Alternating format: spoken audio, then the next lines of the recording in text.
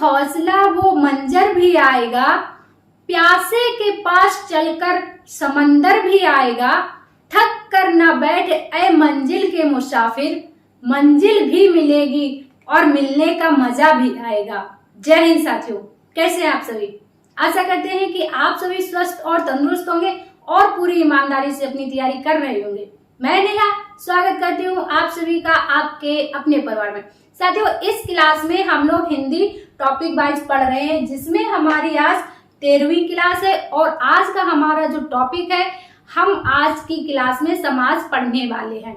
क्या पढ़ेंगे? आज की क्लास में हम लोग समास पढ़ने वाले हैं। साथियों, आप किसी भी एग्जाम की तैयारी कर रहे हैं जिसमें आपकी हिंदी आती है, आप सभी के लिए ये क्लास ले सकते हैं। जैसा कि आप सभी को पता है कि आपकी उत्तर प्रदेश पुलिस भर्ती बहुत जल्दी आने वाली है, तो इसलिए हम लोग अब जल्दी जल्दी से अपने सारे टॉपिक कवर करेंगे। आप लोग इनके नोट्स बनाते रहिए ताकि बाद में आपको रिवीजन करने के लिए दिक्कत ना हो। तो हम लोग आज समास पढ़ने वाले हैं। आप लोग सबसे पहले हेडिंग डाल लेंगे समास। क्या? समास हेडिंग डाल लेंगे, है ना? समास हम लोग पढ़ेंगे। ठीक, अब समास क्या होता है, समास की परिभाषा क्या होती है? देखिए, संधि में हम लोगों ने पढ़ा था कि संधि में क्या होता है। संधि में दो वर्णों के मिलने से क्या होती थी? संधि होती थी। जब दो अक्षरों का मेल होता था तभी तो संधि होती थी। अब समास में क्या है? समास में दो शब्दों के मिलने से आपका समास होता है। समास की जो परिभाषा है, आपकी परिभाषा लिख लेंगे।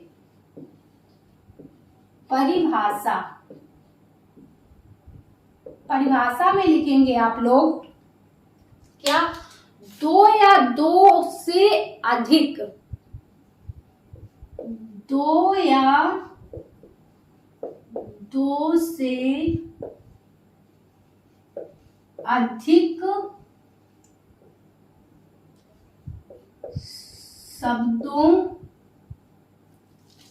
शब्दों से मिलकर बने सार्थक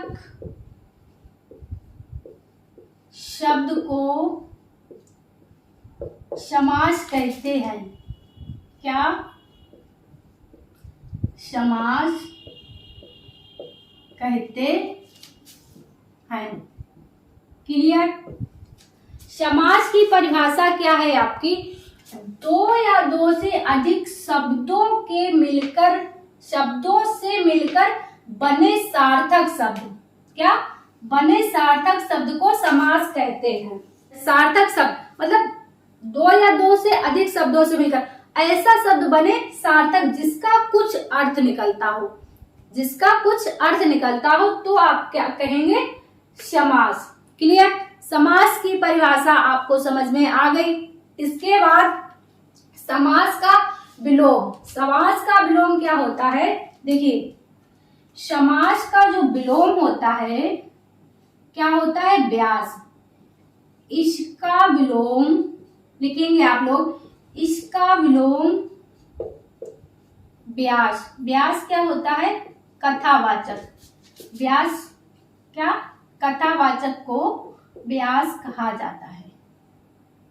कथावाचक, इसका विलोम व्यास होता है।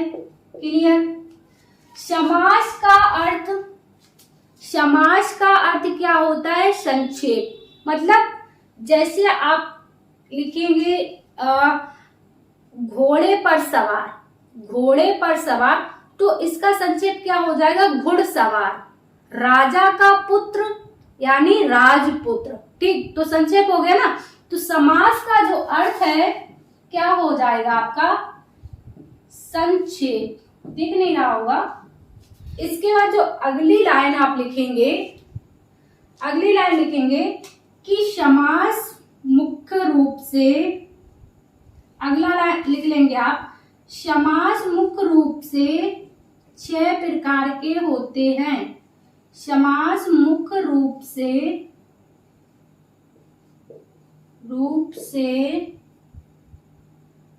6 प्रकार के होते हैं, किंतु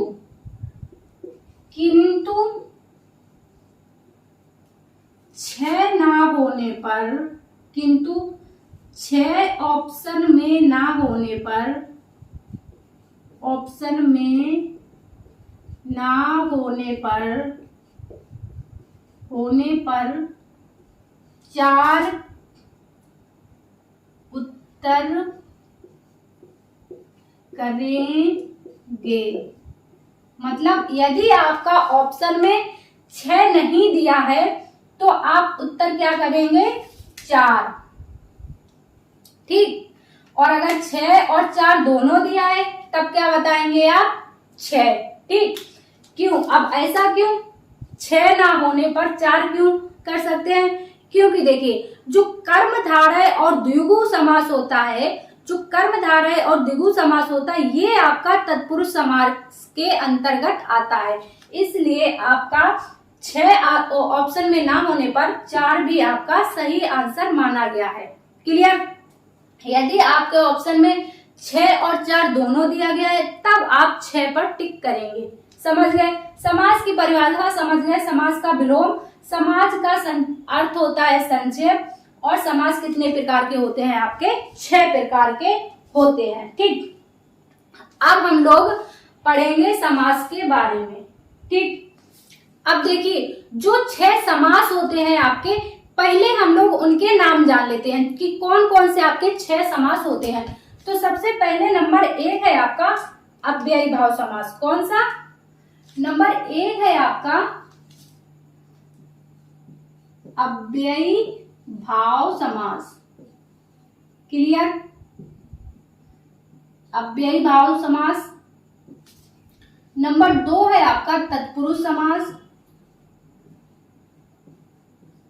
तत्पुरुष समास है ना, इसमें भी आप समास लिख लेंगे, तत्पुरुष समास। नंबर 3 है आपका कर्मधारय समास। नोट करते जाएंगे आप लोग।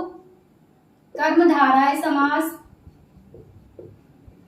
नंबर 4 है आपका द्विगु समास। द्विगु समास। नंबर 5 है आपका द्वंद्व समास। द्वंद्व समास।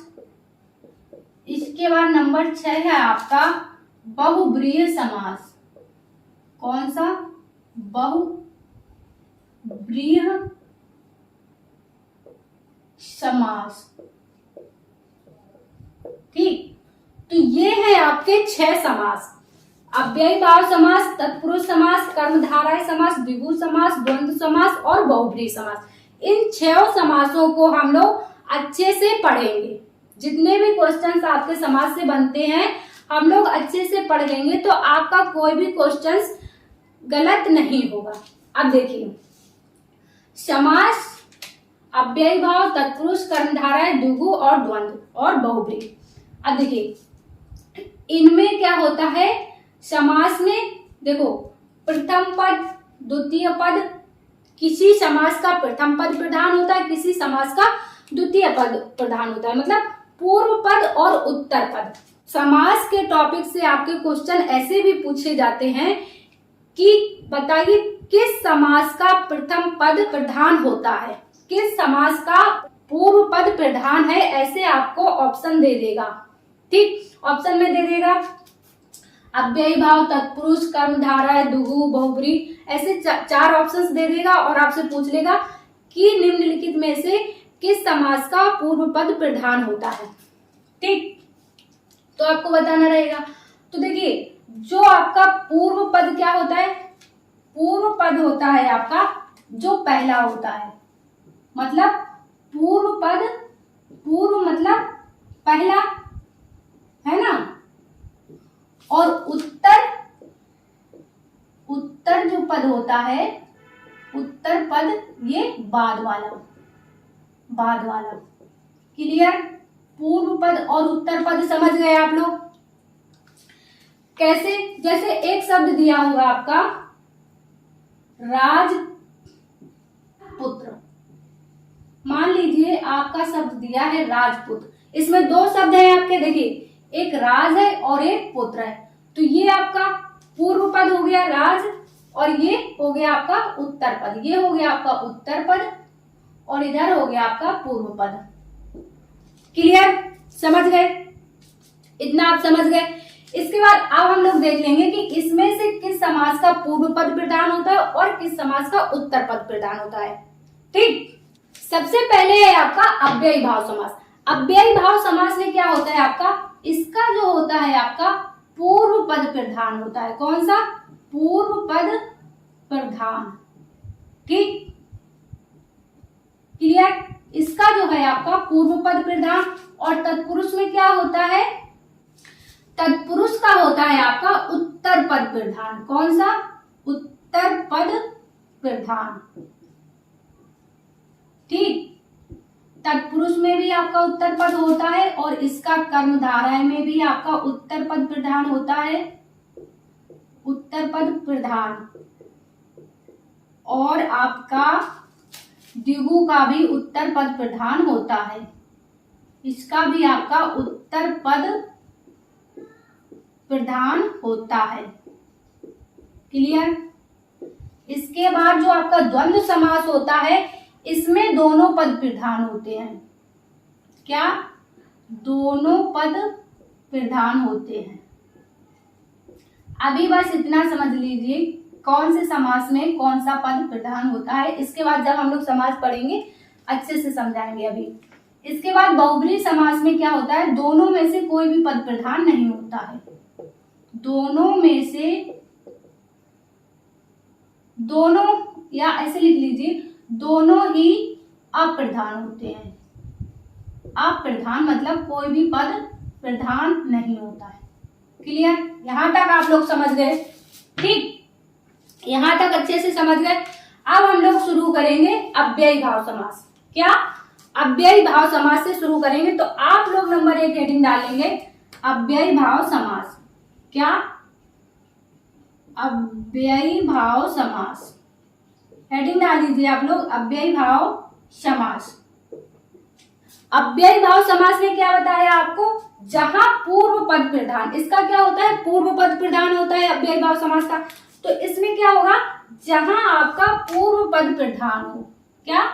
जहां पूर्व पद प्रधान हो, पूर्व पद प्रधान हो या फिर प्रधान या फिर पूर्व पद क्या हो आपका उपसर्ग। जहां आपका पूर्व पद उपसर्ग होगा वहां होता है आपका अव्ययी भाव समास। कैसे? देखिए इसके उदाहरण देखिए। एग्जाम्पल, जो उपसर्ग तो आपने सुना ही, मतलब पढ़ा ही है। आपकी जो हिंदी प्रैक्टिस सेट चल रहा है उसमें उपसर्ग, प्रत्यय, तद्भव, तत्सम बहुत सारे क्वेश्चन हम आपको बहुत सारी डिटेल से बताते हैं। तो उपसर्ग क्या होते हैं, जैसे आ है, प्रति है, यथा है, ये क्या है आपके उपसर्ग। अब तो इसका क्या हो जाएगा उदाहरण, आजीवन।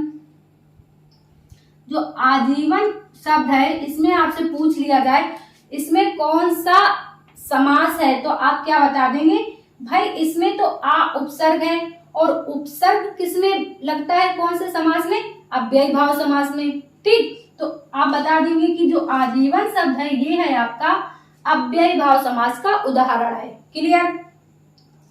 आजीवन हो गया आपका, प्रतिदिन हो गया, यथाशक्ति हो गया, यथाशक्ति है। तो जो इस तरह के शब्द होते हैं आपके, निर्विवाद हो गया, निर्विवाद, जो इस तरह के शब्द होते हैं ये होते हैं आपके अव्ययी भाव समास के उदाहरण।